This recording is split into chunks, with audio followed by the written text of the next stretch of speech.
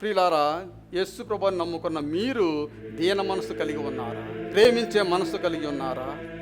న్యాయముగా నడుచుకునే జీవితాన్ని కలిగి ఉన్నారా? పరిశుద్ధ జీవితం కలిగి ఉన్నారా?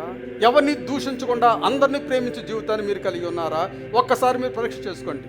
భక్తి అనగా ఏదో వచ్చి పాటలు పాడేసి వాక్యం చెప్పేసి వినేసి డబ్బులు ఇచ్చేసి కానుకలు ఇచ్చేసి ఇంటికి వెళ్ళిపోయి మామూలుగా జీవించడం కాదండి. యూ హ్యావ్ టు చేంజ్ మీ జీవితాలను మార్చుకోవాలి.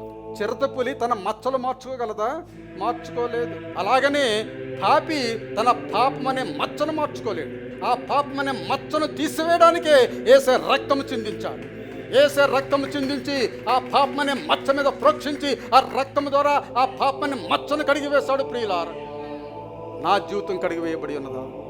మీ జీవితం కడిగి వేయబడి ఉన్నదా? పరిశుద్ధంగా ఉన్నారా అనే విషయాన్ని మనం గమనించుకోవాల్సి ఉన్నది. ప్రియులారా, దేవుని నామమున స్తోత్రం.